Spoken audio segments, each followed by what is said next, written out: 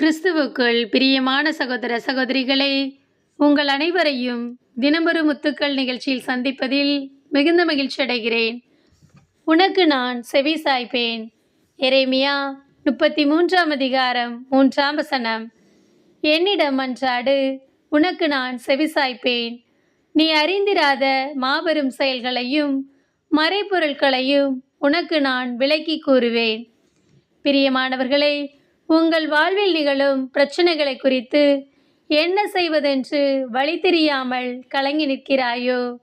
கலங்காதே. இயேசு கூறுகிறார், என்னிடம் மன்றாடு, உனக்கு நான் செவி சாய்ப்பேன். நீ அறிந்திராத மாபெரும் செயல்களையும் மறைபொருட்களையும் விளக்கி கூறுவேன் என்கிறார். ஆம், இஸ்ராயேல் ஜனங்களை எகிப்தியரின் கையினின்று விடுவிக்க இறைவன் மோசேயை தேர்ந்தெடுக்கும் போது மோசேக்கு துணையாக நின்று ஜனங்களை வழிநடத்தினார், அற்புதங்களை நிகழ்த்தினார். மக்கள் செங்கடலை நோக்கி வரும்போது பின்பாக பார்வோன் படைகள், முன்பாக செங்கடல், யாரும் எதிர்பாராத அற்புதத்தை நிகழ்த்தி செங்கடலை இரண்டாய் பிளந்து உலர்ந்த தரையிலே இறைவன் மக்களை வழிநடத்தினார். மோசேயுடன் இருந்த இறைவன் இன்று நம்மோடும் கூட இருந்து நம்மையும் நடத்துவார். நம்முடைய குரலுக்கும் செவிசாய்ப்பார். நாம் அறிந்திராத எல்லாவற்றையும் நமக்கு விளக்கி கூறுவார். எல்லாவற்றிலும் இறைவனுடைய ஆலோசனையை பெறுங்கள். சாலமோன் ஜனங்களை நீதியாய் நடத்த ஞானத்தை கேட்கிறார்.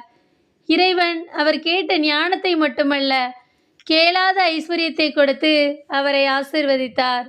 தேவ பிள்ளையே, நீங்களும் ஒவ்வொரு காரியத்திலும் இறைவனின் ஆலோசனையை பெறுங்கள். வேலையில், குடும்பத்தை நடத்துவதில், பிள்ளைகளின் படிப்பில், எல்லாவற்றிலும் அவரே உங்களுக்கு ஆலோசனை கர்த்தராயிருந்து உங்களை வழிநடத்துவார்.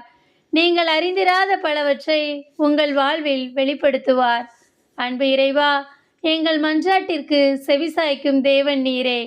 எல்லாவற்றிலும் ஞானமாய் செயல்பட நீரே எங்களுக்கு ஆலோசனை தந்து எங்களை வழிநடத்தும் இறைவா. ஆமேன்.